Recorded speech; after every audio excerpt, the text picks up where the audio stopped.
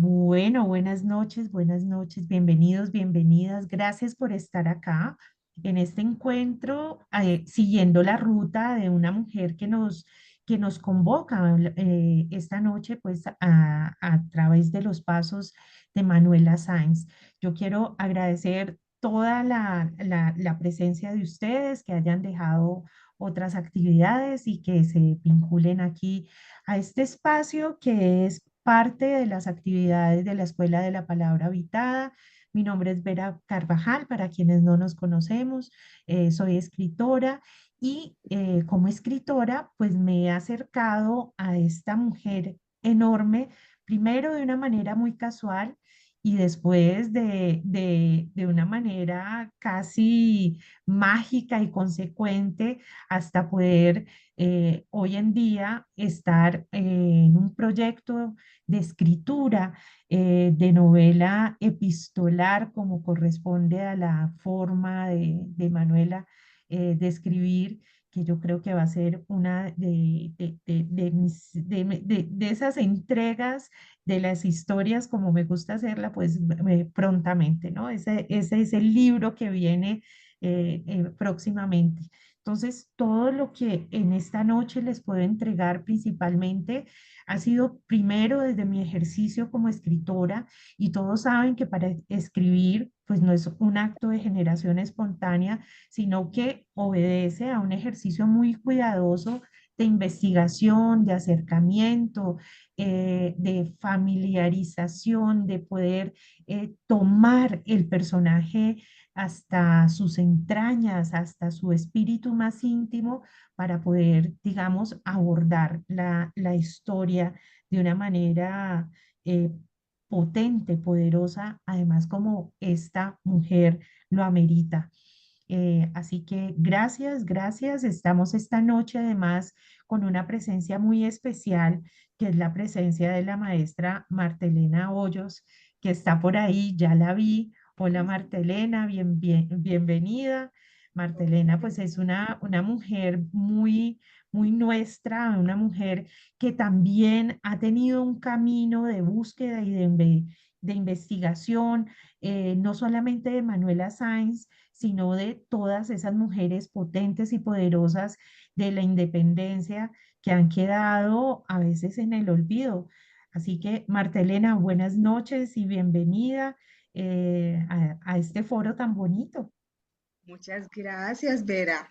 Estoy muy complacida por esta invitación y bueno, qué dicha escucharte, porque yo creo que quien se ha adentrado de una manera tan especial en la vida de Manuelita Sanz tiene que ser escuchada y posteriormente muy leída.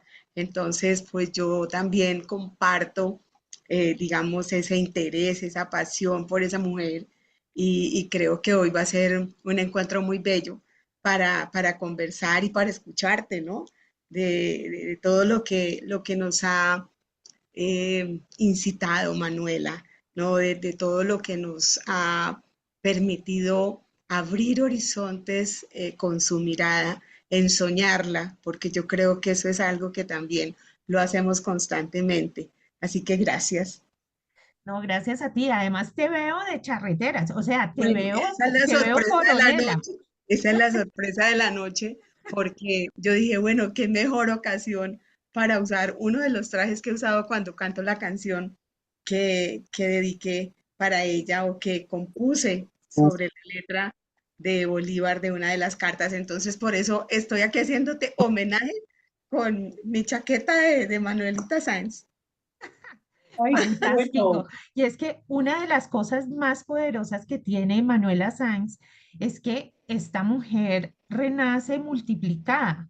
Yo creo que cada una de nosotras que nos hemos acercado a este personaje podemos tenerla de una manera tan íntima, de una manera tan personal, que se nos convierte en, primero, en una relación muy cercana, y segundo, en una relación muy personal. Entonces todas tenemos una voz diversa de Manuela, todas tenemos una forma de abordar el personaje, pero no solamente como personaje, sino como presencia Claro. actual. Yo creo que esta mujer de alguna manera resucitó en la memoria esparcida, en átomos, en acciones, en formas, en puntos de vista, en un mundo para el cual yo creo que esta mujer aún sigue siendo una adelantada. Ujú, totalmente.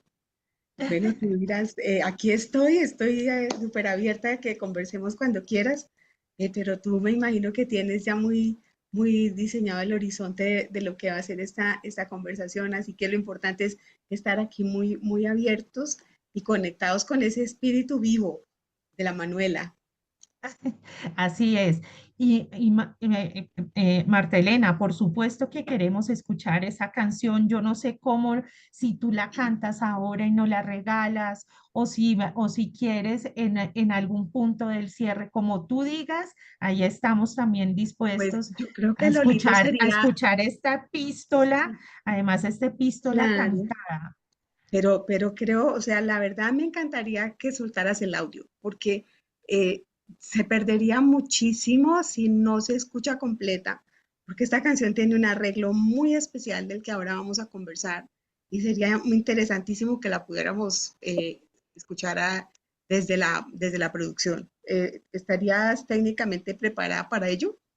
Creo que Vamos sí, bien. pero te voy a proponer, vámonos con la historia de Manuela y hacemos ese cierre con tu música. ¿Te parece? Como tú quieras, Sí. claro que sí, sí, sí. Bueno, gracias, Martelena, y gracias a ustedes. Y quiero contarles que mi historia con Manuela, pues ha sido una historia de muchos años. Yo creo que ya llevo más de 10 años detrás del rastro de Manuela Sáenz y digamos que la historia comenzó en el momento en que alguien a quien yo escribía, llegó y me dijo, oiga, usted tiene el tono de Manuela Sáenz, ¿usted ha pensado en esto? Y yo, como, ¿en serio? ¿Por qué? Y me regalaron un libro que se llama Manuela, mi amable loca, de Hugo Molina, un hombre que ha estudiado muchísimo la vida de Manuela Sáenz y que tiene la tesis de que Manuela hace parte de la idea original, es más bien que Manuela es la madre de Bolivia. Y se basa en unas cartas, en unas epístolas en que Manuela le dice a Bolívar que ya que no pudieron tener hijos, tengan una hija y tengan una hija que es un territorio, que es un sueño y ella le propone que sea en el Alto Perú. Entonces este libro me llega y de alguna manera con esto otro empiezan a armarse como unas sincronicidades que me llevaron a Manuela, entre ellas que yo estaba trabajando en un proyecto en la Cancillería de Colombia y veo de pronto un gran desfile y yo pregunté, ¿y quién es esa? Y me dijeron, es que traen los restos de Manuela Sáenz y dentro mío resonó una palabra muy simpática que fue patrañas. Y desde que sentí ese patrañas al ver todo este desfile, toda esta movilidad, comenzó mi búsqueda por los rastros de Manuela Sáenz y pues para ello he tenido no solamente que leer muchas biografías desde Von Hagen y otras, a ir también a documentos primarios en donde aparece Manuela, que es una de las cosas más conmovedoras. He ido a Quito, eh, he estado en el Archivo Nacional de Quito, he estado en la Casa de Manuela de Quito, he estado en Paita, me ha tocado buscarla en Lima, en La Magdalena, en el Archivo General de la Nación de Colombia y digamos que esta búsqueda en estos 10 años pues me ha llevado a tener la reverencia frente a un ser, frente a una mujer adelantada, que yo creo que cuyos ecos fueron tan poderosos de su existencia que nos tiene esta noche reunidos aquí a 34 personas para poder hablar sobre ella. Em, de Manuela Sáenz, pues hay muchas cosas por decir. ¿no? Y tal vez una de las primeras cosas que me gustaría señalar es que si bien no es un descubrimiento mío, yo creo que esto hace parte, pues, digamos, de la conciencia de nuestro tiempo, es que realmente los relatos que se han hecho sobre Manuela Sáenz antes del siglo XX, es decir, entre el XIX y el XX, en lo que es la historia oficial de Colombia, pues se construyeron alrededor del epíteto que el propio Simón Bolívar le otorgó a ella, que fue la libertadora del libertador. Y digamos que, aunque esta denominación es bastante honrosa, ¿cierto? Pues sirvió como un recurso cómodo y aceptable para invisibilizar la vital participación que tuvo Manuela, primero como combatiente, segundo como estratega y tercero como revolucionaria. Y es que esta mujer participó tanto en el proceso de independencia como en el de construcción de la República, pero también en la defensa del ideal de una patria grande. Entonces, hay que saber también claro, Manuela vivió en un contexto en el que las mujeres estuvieron sometidas por una narrativa ejercida desde un poder Yo lo patriarcal, compré. conservador, que se contó desde la oficialidad a través del punto de vista central y heroico de lo que llamamos los padres de la patria. Fíjense que dentro del discurso oficial realmente no encontramos algo parecido a lo que son las madres de la patria, sino los padres de la patria. Y esto pues generó una condición en la que solamente en pocos casos excepcionales de parte de la oficialidad pues fueron reconocidas mujeres. El caso de Policarpa Salabarrieta, de Antonia Santos, de Manuela Beltrán, que fueron revolucionarias del levantamiento de los comuneros y de la primera independencia nuestra de 1810. La independencia de 1819, es decir, la de Bolívar y Santander, ¿cierto? En esta independencia, las mujeres fueron contadas como una masa y una masa que tuvo muy pocas singularidades, muy pocas presencias singulares, y estas presencias singulares pues eran presentadas como las amantes o como las mujeres de los patriotas, ¿cierto? Además, bajo una idea del amor romántico que exigía que las mujeres, por un lado, se sacrificaran por el ser amado, pero por el otro guardaran la absoluta lealtad del silencio. Entonces, estas mujeres eran presentadas y ya han sido presentadas dentro de la historia oficial como personajes incidentales o personajes secundarios y por supuesto destinadas al olvido.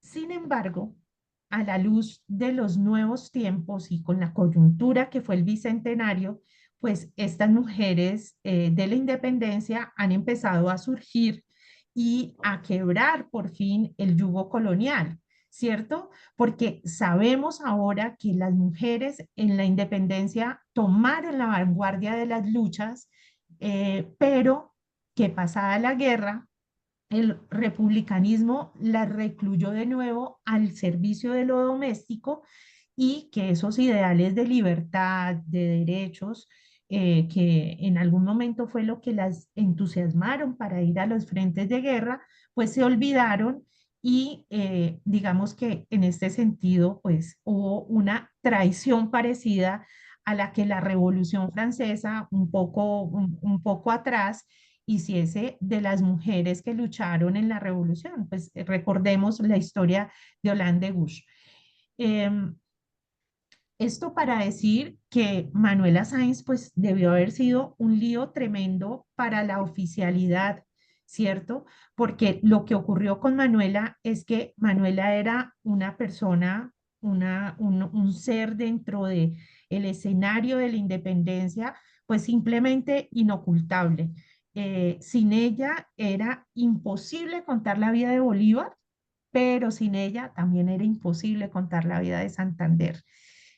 Entonces, ante esta enorme mujer, pues la historia oficial lo que hizo fue reducirla a la condición de amante, de pasionaria y de loca. O sea, esos tres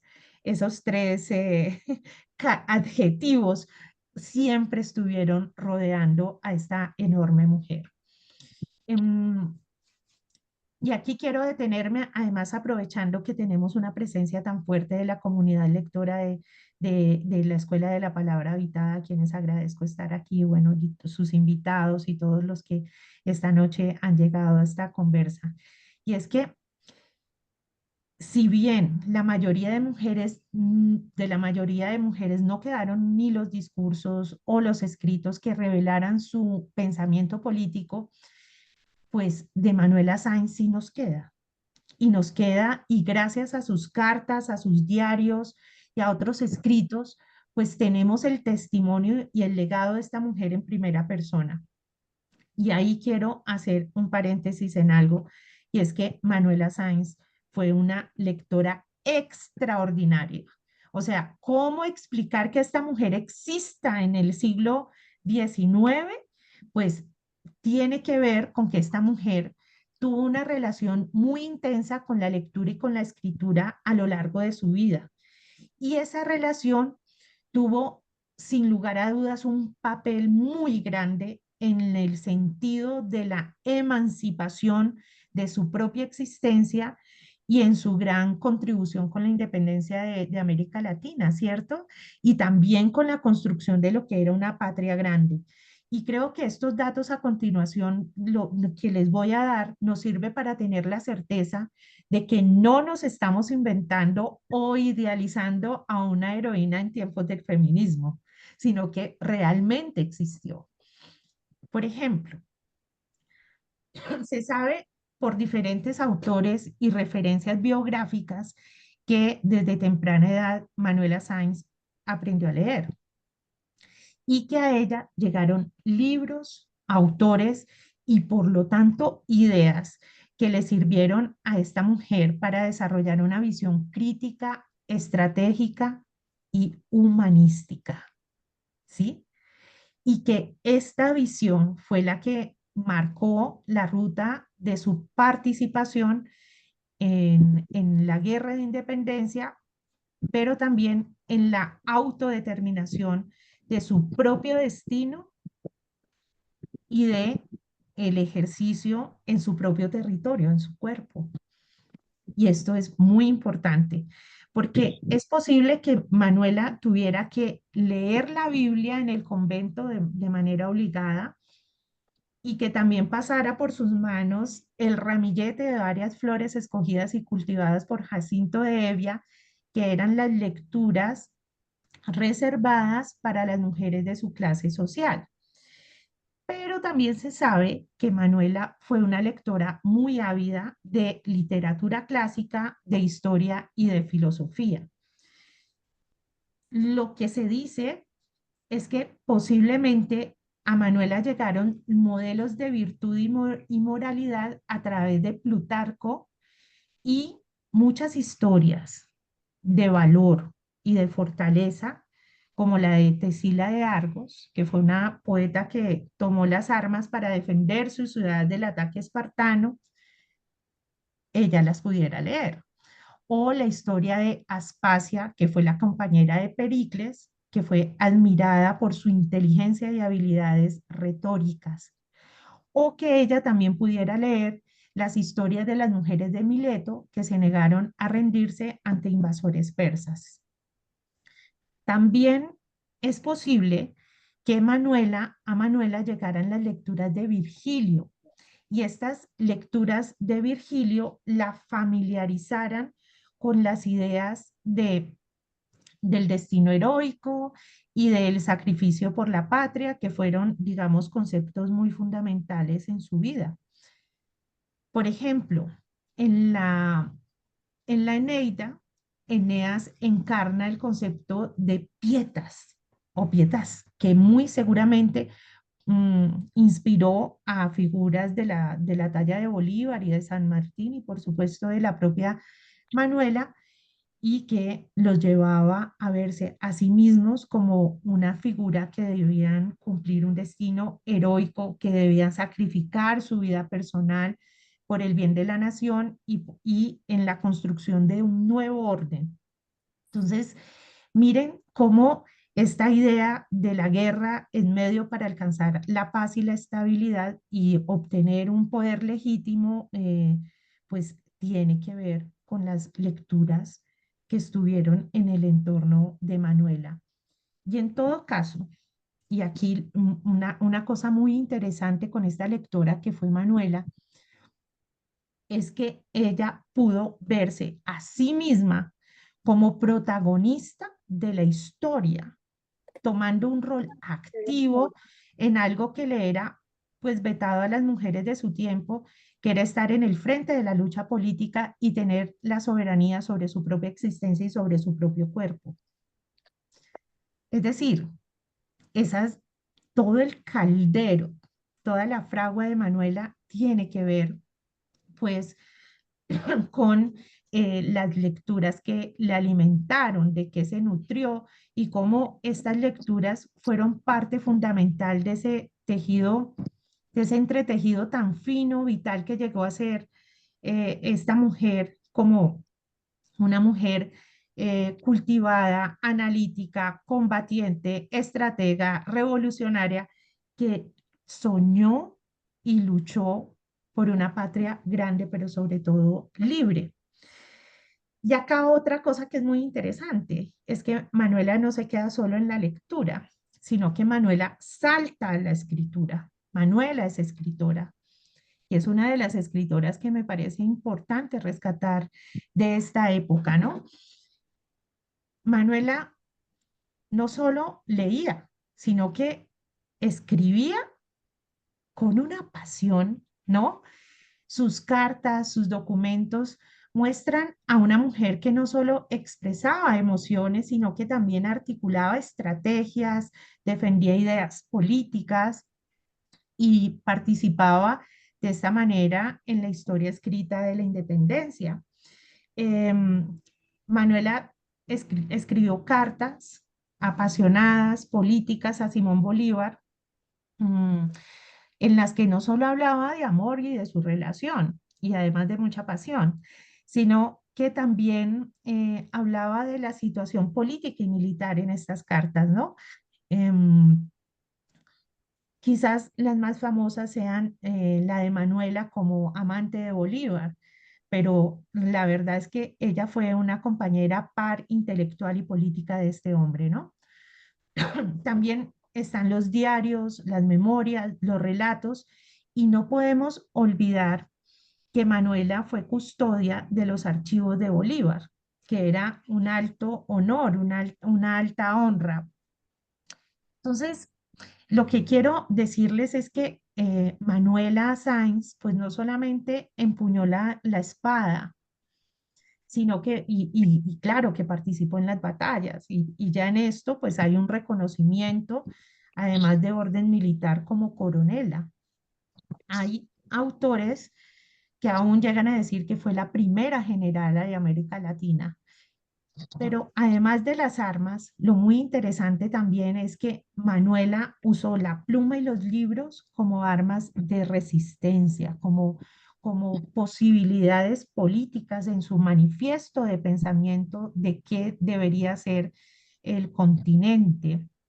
Y pues a través de estos escritos dejó unos testimonios de vida muy interesantes y su lucha y su amor por Bolívar y por la causa independentista. Entonces, hoy gracias a estas cartas, pues podemos tener realmente un rastro de lo que fue la expresión del amor y de la pasión de Manuela por Bolívar, ¿no? Que además reflejan ah, un erotismo bellísimo y avanzado para su época. Le dice, por ejemplo, en una carta le dice, mi bello, no, dice mi genio, mi Simón, amor mío, amor intenso y despiadado. Le guardo la primavera de mis senos y el envolvente terciopelo de mi cuerpo, que son suyos. Ah, cosa más bonita, ¿no? Cosa más preciosa, una mujer dueña del territorio propio que era su cuerpo. Y bueno, también tenemos rastro de la participación en asuntos políticos y militares. em, Tenemos el rastro de lo que fue la reflexión sobre la relación y el destino y cómo renunció al destino de ser mujer desde la perspectiva patriarcal. Y bueno, afortunadamente tenemos la disponibilidad de las cartas que nos acercan a esta mujer de una manera tan potente y tan actual. Porque una de las cosas más impresionantes de Manuela es eso, que no pierde la vigencia esta mujer a partir de esa latencia hermosa que duró 56 años. Bueno, esta es la primera parte. Marta Elena, ¿cómo te fue a ti buscando a Manuela?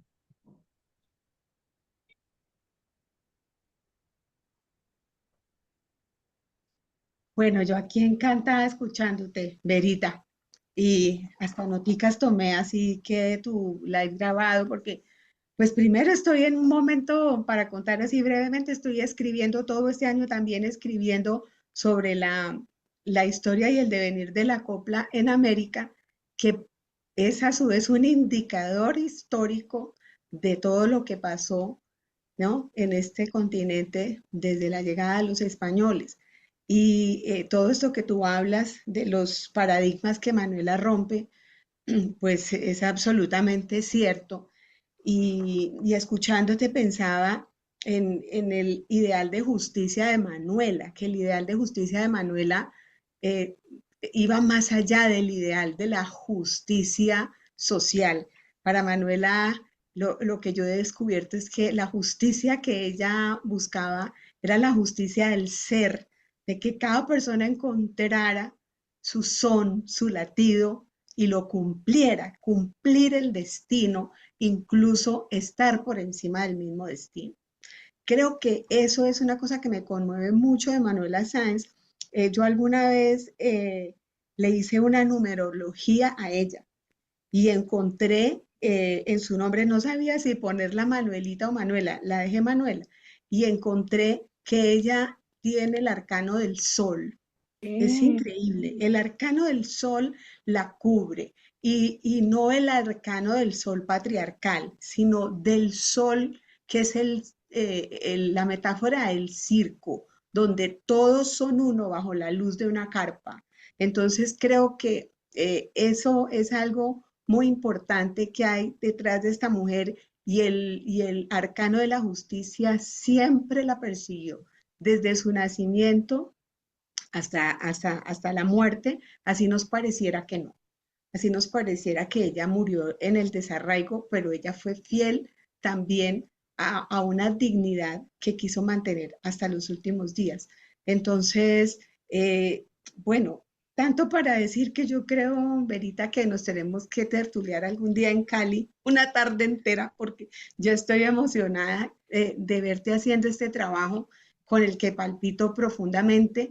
Eso que tú has dicho sobre las lecturas de Manuela, claro que sí. O sea, esa oportunidad corta que ella tuvo de estar en ese convento que la acercó a libros y también dentro de su familia o los libros que tenía su esposo inicial o su pareja inicial, la tuvieron que haber acercado a todo esto que comentaste. Yo leí alguna vez que Manuela hablaba griego, o sea, entendía griego y latín. Ella entendía esas dos lenguas y esto es interesantísimo. Pues además vuelve a ser muy loco dentro de lo que ella es. Ahora, esa forma tan bella de poder llevar un amor siendo el trono mismo, ella, ¿no? Siendo el trono mismo, siendo una compañera que dentro de esa idea del complemento, ella lo cumplió de una manera muy importante, ¿sí? Como esa idea de la cara y el sello, ¿sí? De quien tiene una misión importante. Entonces, es como si en Bolívar su misión iba de la mano de Manuela Sáenz, como cuando uno dice Jesús y la Magdalena, ¿no? Allí había como dos destinos que tenían que encontrarse para juntos descifrar claves y donde el amor, digamos, pasional, que en este caso era un amor pasional en el que se paseaban las cordilleras por esos cuerpos, ¿sí? Y la América toda, pues entonces ahí se da una alquimia impresionante. Creo que a veces uno se queda corto de palabras cuando empieza a adentrarse en todo lo que es Manuela Sáenz. También he leído cartas o narraciones de Bolívar, no sé qué tan ciertas sean, donde se denota lo pasional que ella era y cuando ella hacía una promesa y sentía que esa promesa se rompía, reaccionaba muy fuerte, ¿no? Porque era también una mujer, era una tigra, digamos, a la hora de ir por lo propio, pero igual yo diría que también fue capaz de renunciar al Libertador. O sea, qué amor tan grande, tenerlo tan dentro de ella en todo el sentido de la palabra y tenerlo que dejar, que entregar. Y en esa entrega que hace de Bolívar, también asumir su propio destierro, que era, yo diría, un reencuentro también, ¿no? Un reencuentro y un destino que fue muy impactante. A mí esos últimos años de ella, ese contraste de una mujer pública para la época y después esa soledad con su compañera, con su Jonatas, ¿no? Creo que era que se llamaba. Entonces, todo esto implica una reflexión muy profunda y saber además que el destino la pone a ella en un puerto por donde pasan personas importantes del momento histórico, político que la visitan. O sea, es como que así hubiera estado en el destierro, siguió en la pantalla. Entonces, todo esto parece una fantasía, pero no lo es una realidad. Y creo que ella sí se pone adelante, ¿no? Es como si Manuela hubiera llegado como espíritu de lo femenino a dejar un referente para que sigamos descifrándola, para que sigamos yendo más allá de lo fenomenológico de Manuela Sáenz. O sea, hay en ella realmente cosas muy profundas, esto del doble sentido de la loca, ¿no? Porque para Bolívar era su loca, pero su loca porque rompía paradigmas, ¿sí? Y para la sociedad era una loca que estaba fuera del rol, del estatus y de la norma. Entonces, su locura era en doble sentido, pero era una locura muy necesaria y quien la supo entender la entendió, ¿no? Y nosotros en este momento de este tiempo que podemos acercarnos a ella, hombres y mujeres, creo que releerla es bien interesante, ¿no? Y pensar de nuevo en ese sentido de justicia, en ese sentido de justicia de ser lo que somos. Parece muy fácil, ¿no? Esas dos palabritas, pero ser lo que somos es el verdadero reto de la existencia y eso cuesta porque hay que eh, apartar muchas distracciones para poder realmente uno darse cuenta de cuál es esa tarea interna y esa tarea también hacia afuera. A ver, no sé por qué no te estoy viendo aquí en la pantallita. ¿Ustedes me están viendo en pantalla completa? Te estamos viendo. Sí, bueno. Sí, sí. Bueno, entonces, no, creo decirte hoy es gracias, Vera, porque nos convocas, porque digamos que avalas también esas búsquedas en las que muchas y muchos estamos tras la vida de Manuela. Yo no la sigo como un continuo, yo la empecé a buscar para hacia 1900, hacia el 2008, cuando ya venía el 2010 del primer grito de independencia. Yo quería escribir canciones sobre las mujeres libertarias de esa época. Y ahí la empecé a buscar, la empecé a leer y siento que desde que se creó esta canción, que es como les decía, la musicalización de uno de los poemas, ella se ha quedado como una fuerza dentro mío, ¿sí? Mm, No la ujú. tengo ni que pensar, yo la siento, se me revela en muchas cosas. Y a propósito del traje, estoy haciendo precisamente ahora un diplomado sobre el traje étnico y la importancia del traje. Yo tengo varios trajes que la representan. Hoy quise ponerme este, pero también está el traje que puede ser solo una cinta amarilla o está el traje, digamos, que ella se pudo haber puesto para un baile o una réplica de un traje que encontré una vez en un museo en Bogotá y se hizo ese vestido para, una vez que presenté el Festival Mono Núñez, una de las tantas, me puse ese vestido rojo negro de ella.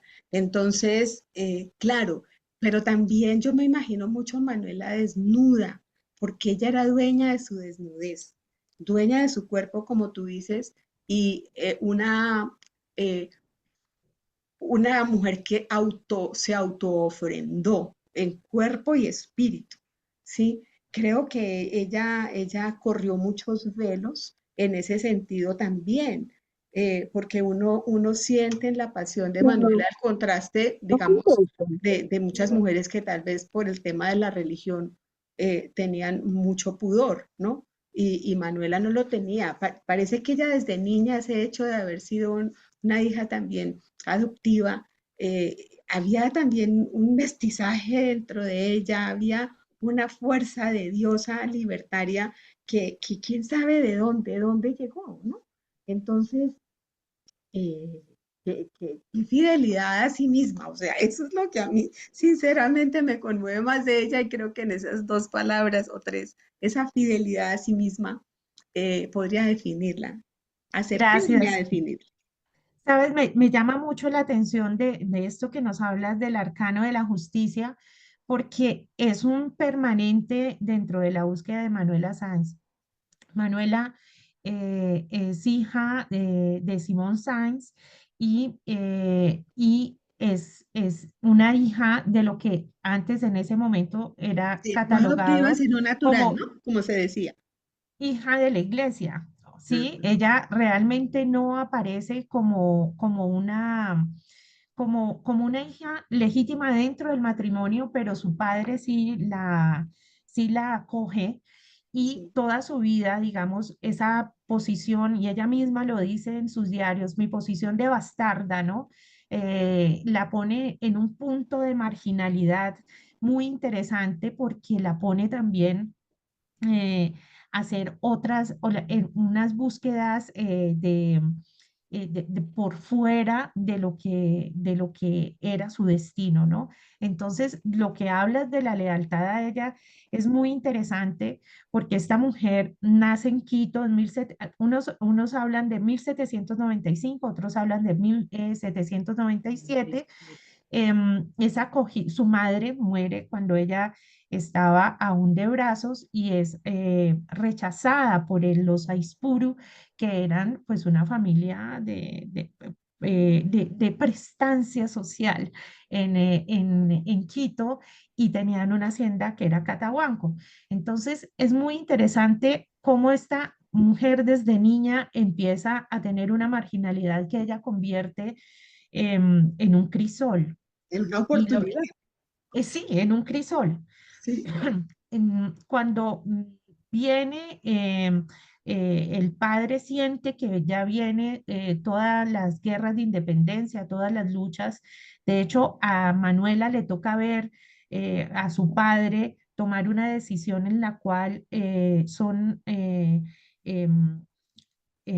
son fusilados independentistas. Eso marca enormemente, digamos, su postura frente a la independencia, frente a España.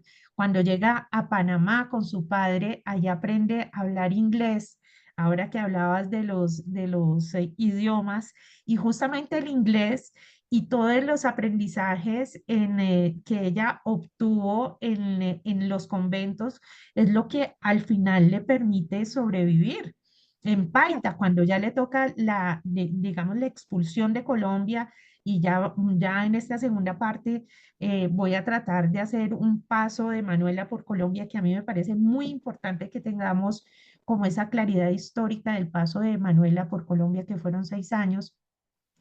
Pues esta mujer se compromete en Panamá, aprende dos cosas, a fumar y a hablar inglés, ¿no? El tabaco para ella fue una presencia. De hecho, Bolívar en su, creo que única entrevista en vida, que se convirtió los diarios de Bucaramanga con Perú de Lecroix, llega y dice, era a la única que le permitía fumar cachimba en mi presencia. Es que estábamos hablando de un hombre con tuberculosis, pero ella fumaba permanentemente. Entonces es muy interesante. En Panamá, estando con su padre, la compromete con James Turner, que era un naviero muy rico, y ella ve a los 19 años, dice, pues este aquí fue y me voy con este hombre que no amo, pero me posibilita la ruptura con esta familia de la cual ella no vuelve a tener realmente relación, únicamente con su hermano, eh, con su hermano que fue además su amor vincular familiar y se va para Lima con el naviero, con el marido. Estando en Lima se casa, pero no solamente se casa, sino que comienza ella a tener un acceso a grandes casas del poder colonial, del poder virreinal que había en Lima, y empieza a tejer una red de espías. Y esta red de espías y su trabajo con Jesús María, no, José María, con su hermano, le dice, usted como general del batallón Numancia en Lima, ríndase, no pelee contra San Martín. Y es tanto que su influencia que Manuela es condecorada por San Martín como caballeresa del Sol. Entonces, cuando conoce Manuela realmente en 1822 a Bolívar, pues no era cualquier mujer, era una mujer ya vinculada a todas las luchas por la independencia del continente y además de atea, porque era atea, pues tenía una condición de lucha muy especial y una convicción impresionante. Y yo creo que esto fue lo que permitió que con Bolívar pudieran tener una conexión muy especial. Cuando yo comencé a escribir el libro de Manuela en el desierto, que es el libro que está a sazón de todas estas investigaciones, pues yo tenía, les confieso, mucha piedra con Bolívar porque yo no sé, toda esta tesis de Bolívar como amante, como el gran amante, yo decía, pero qué gran amante es este hombre que recibe el amor de una mujer como Manuela y la deja botada en Lima en 1825 y en 1830 hace lo mismo con ella en Bogotá. Sin embargo, entrando en el personaje, me fue irresistible, digamos, hacerme preguntas como ¿a qué olía Bolívar? Entonces me fui detrás de ese ¿a qué huele Bolívar? Y encontré que huele a farina, a la colonia 4711, que es ese olor. Y no solamente me quedé con el dato, sino que luché hasta conseguir esa colonia que todavía se vende desde 1780 más o menos. Entonces encontré el dato porque Santander le decía que hasta los burros iba a echar Bolívar esta colonia. Entonces, claro, es un mundo que se nos presenta a 200 años, pero es un mundo muy cercano. Entonces, quisiera hacer un breve recuento de Manuela en Colombia, porque Manuela, eh,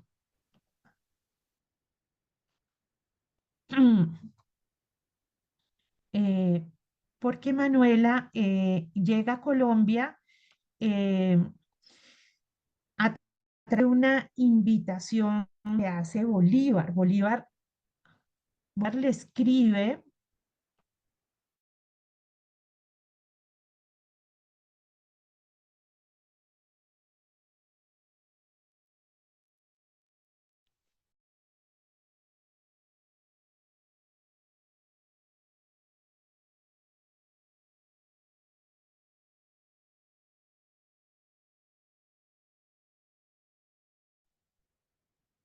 Estoy de nuevo con ustedes, ¿me escuchan?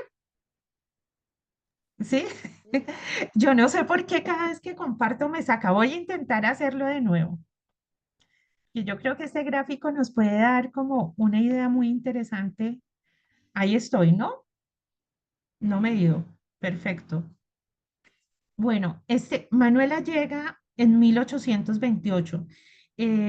Bolívar le envía una misiva de esas que él solía después de 2 años de estar alejado de Manuela y la invita a venir a Bogotá. Y ella ahí mismo empaca y el 1 de diciembre de 1827 coge camino para Santa Fe de Bogotá y hace un viaje de 1 mes, 9 días y 1500 kilómetros.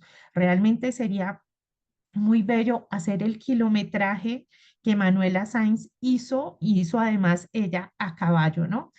Llega a Bogotá el 8 de enero y se entró por el occidente, vino hacia la cordillera, hacia la parte oriental de los cerros orientales, a buscar a Bolívar, que en ese momento vivía en el Palacio de San Carlos, pero que como había comprado la quinta de Portocarrero, que es la actual quinta de Bolívar, pues allá fue a dar Manuela y digamos que entre enero y marzo estuvieron entre las mieles del amor estepar en la quinta de Bolívar.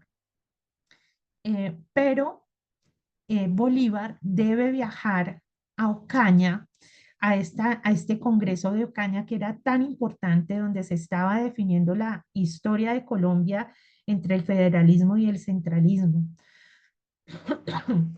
Y en este tiempo pasa algo muy especial, que es que mientras Bolívar estaba en Bucaramanga, muy cerca de Ocaña, eh, Luis Perú de Lecroix le hace una larga entrevista en que Bolívar pues habla sobre Manuela y además cuenta cosas muy interesantes como el incidente del arete en que Manuela le dio sable a Bolívar. Lo cuenta Bolívar, no, no es un invento, lo cuenta Bolívar y lo cuenta dentro de los diarios de Bucaramanga, de cómo engañó a Manuela con otra Manuela en Lima, y Manuela con él en vez del sable le pegó y lo arañó y lo tuvo 8 días en incapacidad, pero que aún así, dice él, Manuela es la cosa más bella que le ha pasado, ¿no? Em,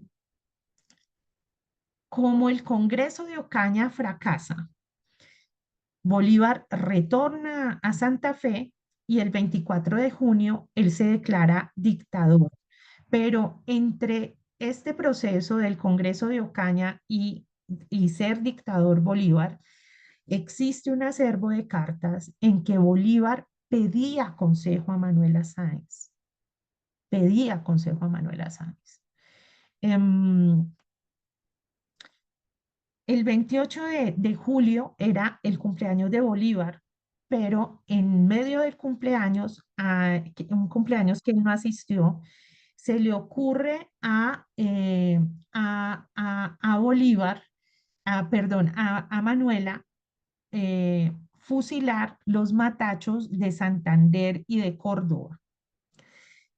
Y eso fue un escándalo.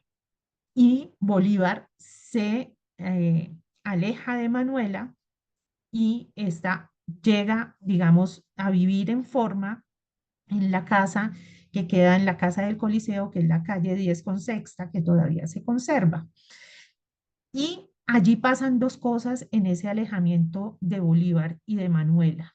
Y es que Manuela vuelve a instaurar todo el sistema de espionaje a favor de la lucha, digamos, de Bolívar y su propia lucha, y salva a Bolívar al menos en dos atentados que en septiembre se dieron.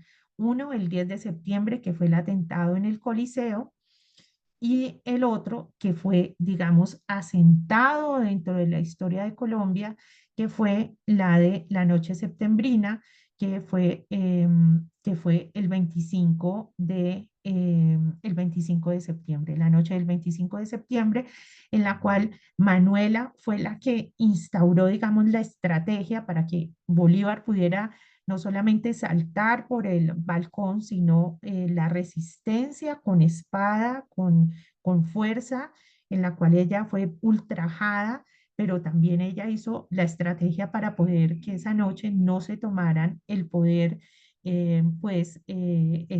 estos personajes que estaban detrás de la muerte, que seguramente Bolívar hubiera podido padecer si no hubiera sido ella, si no hubiera estado ella.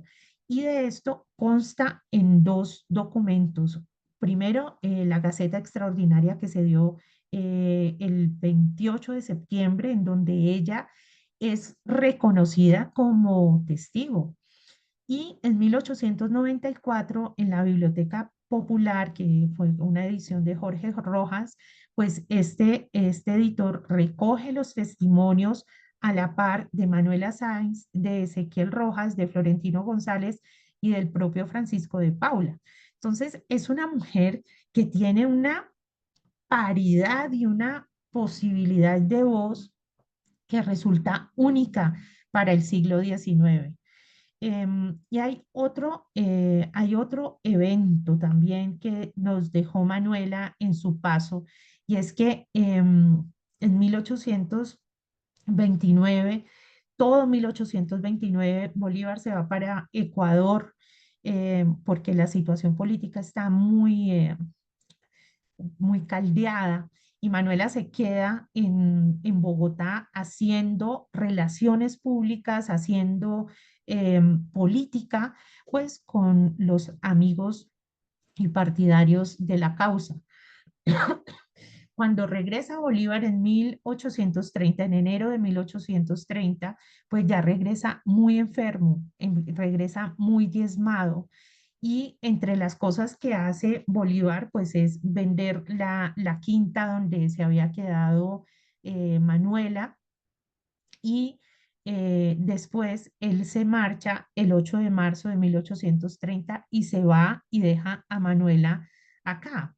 Entonces, Manuela queda en manos de muchos enemigos y de unos amigos de la causa que estaban realmente contra la pared, porque al renunciar y al irse ya Bolívar, pues digamos que todo empieza a temblar, ¿cierto? Y una de las cosas que hace Manuela de una manera muy arriesgada, ¿no? Es que va y pone carteles, y un cartel es lo que ven en la pantalla: Viva Bolívar, fundador de la República, fue tal cual como salió, y empieza a hacer una enorme oposición a todos los enemigos de Bolívar, tanto así que es llevada a juicio en el juzgado primero municipal, y quienes la llevan a este juicio, pues es Azuero, que estuvo dentro de los conspiradores septembrinos. Y aquí viene una guerra de carteles, y que es muy importante que nosotras como mujeres tengamos en cuenta, es que además de todo este mundo de política que hacían los hombres, también las mujeres estaban en una lucha por ser escuchadas. Entonces, algo que hicieron las mujeres que firmaban, que eran las convidadas y las santafereñas, es que hicieron varios volantes a favor de Manuela, ¿no? Entonces, ellas decían, esta mujer no puede ser peligro y no puede ser tratada de esta manera, ¿no? Tenemos que cuidar y damos fe de que esta mujer es una mujer de valor. Entonces hicieron estos tres volantes, uno a favor de Manuela Sáenz, otro apodado El Bello Sexo y otro a las señoras liberales. Y Manuela publicó Torre de Papel firmada y firmando como un amigo de Bolívar, porque lógicamente en medio de todo esto era muy difícil sostenerse como mujer y como patriota y necesitaba, digamos, de la posibilidad de esta firma, de este seudónimo como hombre para poder tener algún tipo de voz. Manuela sufre una detención en agosto de 1830 y sufre un primer destierro y llega a Guaduas.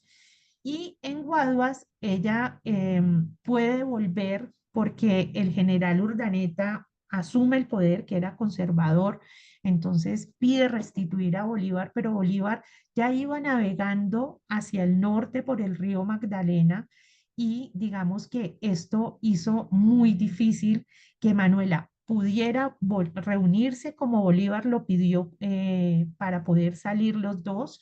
Y ella tuvo que regresar a Bogotá porque estaba requerida de forma legal también con este juicio, que es un juicio que finalmente es el que da pie para que después de muchos intríngulis, de luchas, de manifiestos, etcétera, cuando llega Francisco de Paula en 1832, 1833, pues Manuela Sáenz deba salir finalmente en 1834.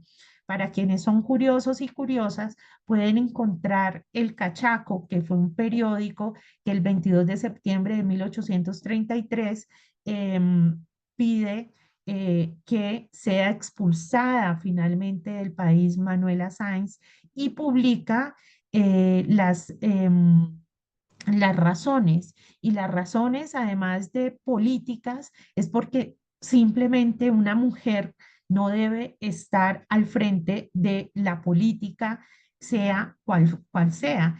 Dicen que ella tiene un comportamiento de tipo inmoral porque tiene una participación política directa. Entonces es muy, muy impactante cómo Manuela Sáenz pues sufre del destierro, es embarcada, además la última noche que pasó en Colombia la pasó en la cárcel de las divorciadas, así se llamaba la cárcel de mujeres en Santa Fe de Bogotá. Y la última noche que pasó en nuestro territorio, pues pasó además en unas condiciones terribles. Y quiero decir, no solamente Manuela Sáenz, sino dos personajes que son entrañables, que son Natán y Jonatás, que fueron sus compañeras permanentes y además partícipes de todas las luchas revolucionarias, ¿cierto? Porque a veces nos centramos solamente en Manuela, pero alrededor de Manuela existieron dos mujeres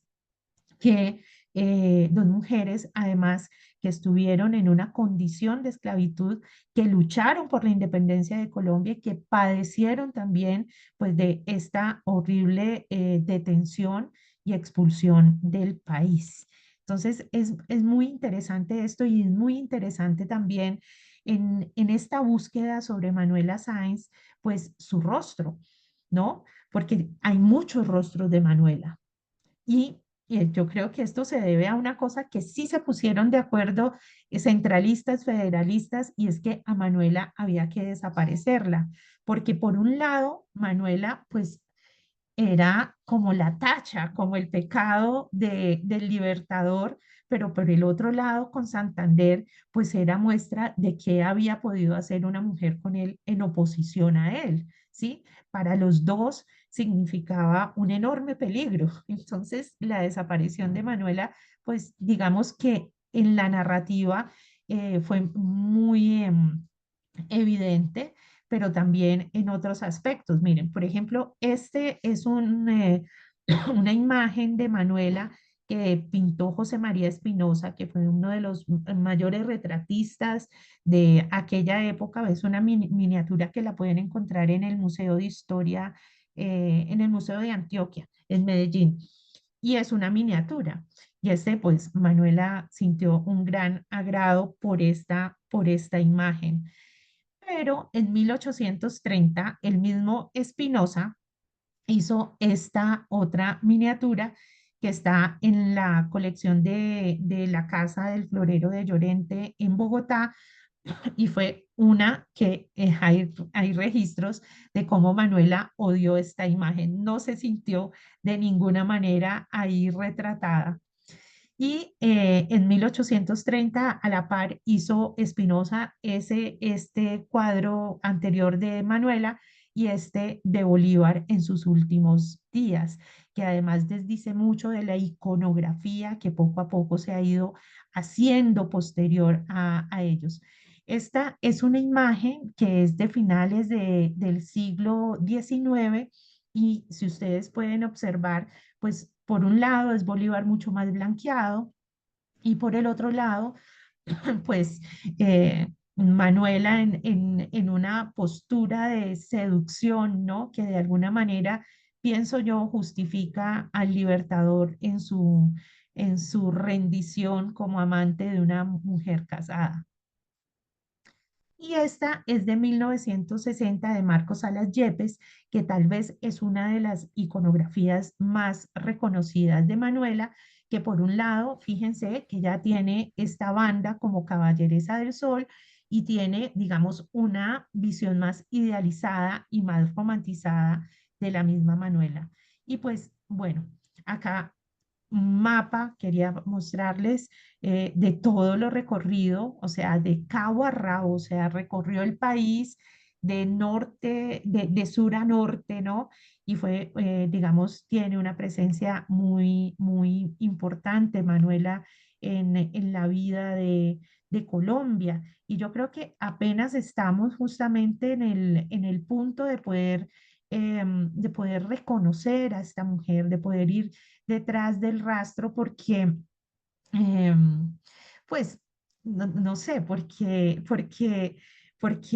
a las mujeres, digamos, se les ha solido disculpar por sus locuras de amor, ¿cierto? Especialmente cuando transitan hacia el sacrificio.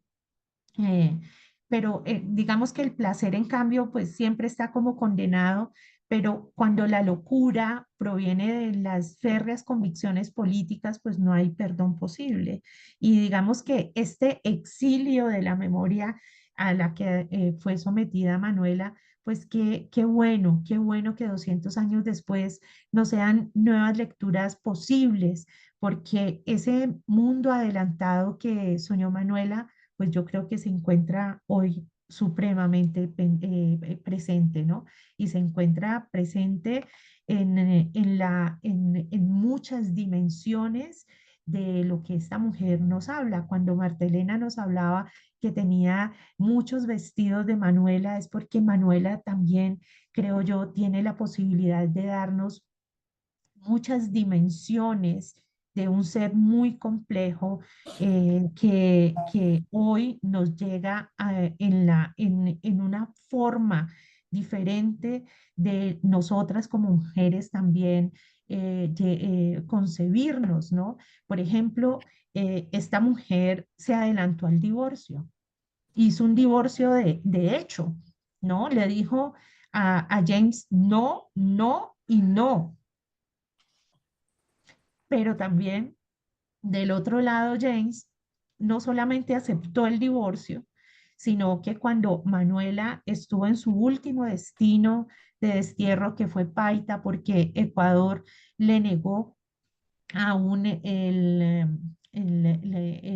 la ciudadanía, y ella llegó a Paita en una condición muy difícil, pues James Torne no solamente estuvo velando de alguna manera por su supervivencia, sino que le devolvió la dote. Entonces es muy interesante cómo este hecho de facto, de honestidad, de, de, de, de fuerza de Manuela, decirle no, no y no. Le dijo, mira, ¿sabes qué, James? En esta vida no fue, tal vez en un cielo aburrido. Además, tú tan inglés, ¿no? Y le dice, ¿tú crees que después de haber estado con Bolívar vuelvo contigo? No. Entonces, es muy interesante cómo hay una configuración adelantada para su tiempo. Cuando le dijeron no, ella se volvió coronela, ¿no? Y fue coronela porque luchó en Ayacucho y estuvo, y a mí me parece que en Perú es muy urgente ganar la memoria de Manuela Sáenz desde una perspectiva más justa en su paso por ese país, porque no solamente fue, estuvo reconocida por San Martín, sino que fue una mujer que tuvo después la valentía de estar en batalla y de consolidar, digamos, la emancipación de Perú, del reino, ¿no? De España. Ha sido una mujer que escribió, que leyó, es una mujer que tuvo la valentía también de defender un proyecto político como es la Latinoamérica Unida. O sea, ella soñaba y defendía la urgencia de que para poder llegar a un futuro político que nos sostuviera en una real independencia, pues había que tener una patria grande que uniera por lo menos Venezuela, Colombia, Perú, Ecuador, por supuesto, y Bolivia. Entonces, quiero agradecerles mucho por este espacio de poder hablar, pensar a esta mujer que yo creo que es muy especial porque multiplica su legado en las mujeres que somos, en los hombres que son en este momento los que se acercan a ella de una manera contemporánea, de una manera que acoge su pensamiento libertario y acoge además esto de que es el amor, pero también es la lucha por el territorio, la lucha por lo que somos. Em, yo quiero para terminar y irme contigo, Martelena, y bueno, y vamos a abrir preguntas también o algún tipo de participación de ustedes, leer la primera carta, que es la primera voz que me salió de Manuela en este libro que he llamado Manuela en el desierto. Em, Voy a leerla, voy a buscarla, acá está. Mm. Y esto es la voz ficcional eh, con la que comienza el libro Manuela en el desierto, del cual estoy trabajando. Dice, viernes 30 de noviembre de 1855. En la mañana he recibido una comisión de la conmemoración de su partida. Les he recibido lo mejor que he podido, pero con la debida desconfianza. Y es que dicen que han pasado 25 años y aún no puedo conjugar la muerte en usted. Suelo verlo cabalgar en el espejismo de este desierto. Escucho su grito de batalla como un eco embravecido del mar. Le veo en el puerto dando órdenes para el próximo destino, al borde de mi cama, velando el sueño que hila mi poca cordura. Al verlo, yo ni respiro para que la quimera no se rompa y yo con ella. Lo sigo viendo en todo Bolívar, porque en vigilia lo alucino y en el trance de lo onírico vuelvo a usted y a lo andado. Lo llevo en el reverso de mis párpados, en el pulso de mi diezmado corazón. ¿Cómo podría entonces confirmar la noticia de su muerte si en mí vive de una manera tan nítida? Sigo tomando el té a las 5 de la tarde, envuelta en el azul celeste de su recuerdo, cuando yo tenía permiso para albergar sus pensamientos porque de los míos usted era dueño, con la misma complicidad que me hizo amante de usted y coronela de un ideal. La única traición que no le perdono, Bolívar, es haberse muerto. Le perdono las mujeres que pasaron por su vida, todas, todas las perdono. Le perdono aún su última carta a Fanny. ¿Creyó que no me iba a enterar? Con la muerte todo se sabe, y no faltó quien quisiera enseñarme cómo la osadía de amarlo había sido en vano. ¿De verdad su último pensamiento fue para ella? No pronunció su boca dulce mi nombre en su partida. Su testamento no dice nada de mí, como si la vergüenza me hubiese borrado de la tinta con que dictó su última voluntad. Lo único que no me perdono es no haber acudido con su primera carta a calmar sus angustias, aliviarlo. Nos sobró tiempo para la guerra y nos faltó tiempo para el amor. ¿Cómo pudo morir y dejarme a merced de sus enemigos, que eran los míos por doble razón, ser sus verdugos y los de la patria? ¿En qué resoplo, en qué rescoldo del paraíso de los ateos lo encuentro? ¿Cómo pudo morir y no en mis brazos, estos que le amaron hasta la grandeza del delirio que me incineraba gozosa en el regazo dulce de sus banderas del amor y la libertad que éramos nosotros mismos? ¿Cómo pudo morir y yo no morir junto a usted? Suya, Manuela. ¡Ay, qué bella! Súper. Linda, linda, linda. Esa es la primera carta. Ahí arranca mi ¿Cómo Manuela. serán las otras, pues? Mira, Verita, hace un rato, disculpa, hace un rato en tu disertación dijiste una frase tan bella que te la voy a devolver por si de pronto la puedes atrapar para un capítulo. Dijiste que Manuela era el exilio de la memoria. Mm. ¿Qué Es es una, ¿Será? eso? ¿Qué es es una eso? frase muy bella. O sea, exilio de la memoria es una bellísima metáfora para que la tengas porque la dijiste. Ah, qué bueno, porque yo a veces digo, por eso estas Claro. grabaciones son Claro, magníficas, sí, porque porque después nos incluso devuelven. hasta, me parece que tu libro se va a llamar Manuela en el desierto, que la incluye su nombre, de una vez uno sabe de qué se trata, ¿no? Pero que ella es eso que dijiste, exilio de la memoria. El Me exilio de la gustó. memoria. Vea, Bueno, vea, qué bonito. yo les propongo poner la canción de Marta Elena y nos vamos con las preguntas y con la participación de parte de ustedes, ¿les parece? Ay, bienvenida, Marta Elena, Las bienvenida. Ah, gracias. sí, que Verita, tal vez solo decir que yo te voy a agradecer, tú que estás en esa investigación tan minuciosa, esta carta no tiene fecha. Yo intuyo que es como entre 1927, 28, por ahí, pero sería muy interesante, de acuerdo al contexto histórico, poderla rastrear. ¿Cuál sería la fecha de esta carta? Y pues decirles que, por supuesto, yo leo la carta y la readapto a canción para que pueda fluir en una forma de resumen, pero muchas frases están casi exactas a la Carta de Bolívar y también decirles que la musicalización la hice en pasillo lento, que era una cosa como romántica, pero un espíritu romántico que yo quería poner en esta obra, eh, también porque el pasillo es muy ecuatoriano y en otro sentido decirles que la línea melódica no se repite, porque es como cuando uno escribe una carta de principio a fin, entonces no hay bises, ni coros, ni nada, es de principio a fin una línea melódica que va como un camino, ¿sí? Hasta que se cierra en una pregunta. La canción termina en una pregunta.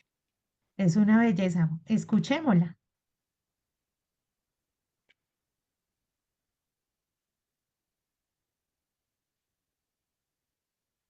¿Escucha?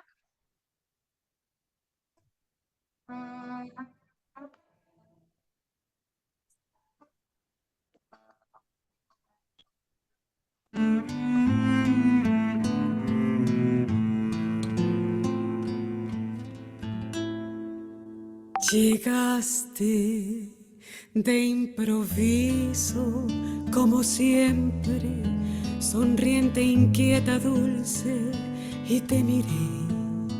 Y fue la noche del congreso tuyo, y tuyo el viento que en suspiros te entregué. Cómplice el tiempo prolongó el discurso y pude contemplarte hermosa en el salón, atenta, quieta, mía, jubilosa, misterio que me atrapa, cuerda loca. Y no imaginarían los generales que cuando hablé de espacios terrenales decía de tu boca y de tus besos, de la más bella intimidad. Y si dije recursos para el triunfo, hablé de la miel pura de tus ojos, bálsamo de mi cuerpo en las batallas, callada tempestad. Luz de arcoíris en mi media noche. Te saludé de mano y reviví ardiente sensación. Eternos los minutos cuando nuestros corceles galoparon juntos y se aquietó la rosa norte de los vientos, estrella titilante de jardín secreto, y fuimos cordillera, patria inmensa, himno de libertad.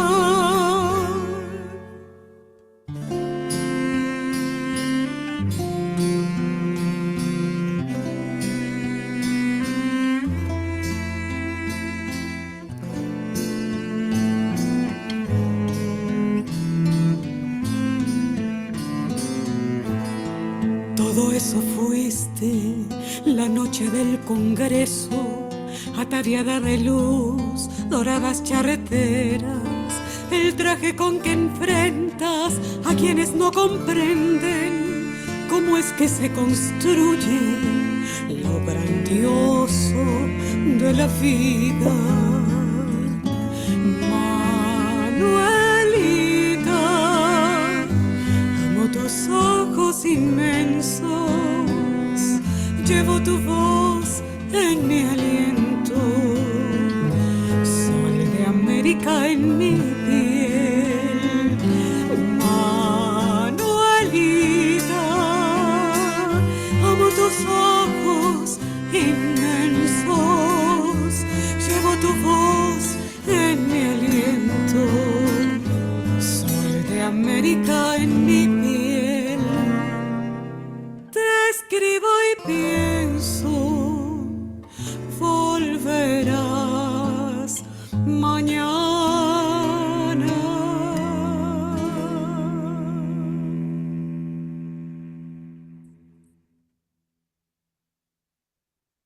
Gracias. Gracias, gracias. Con mucho cariño. Qué bella, muy Muchas bien. gracias. Gracias. Bueno, contarles que las Gracias. charreteras de esta chaqueta están hechas de rosas. Están hechas de rositas doradas, las doradas charreteras del canto.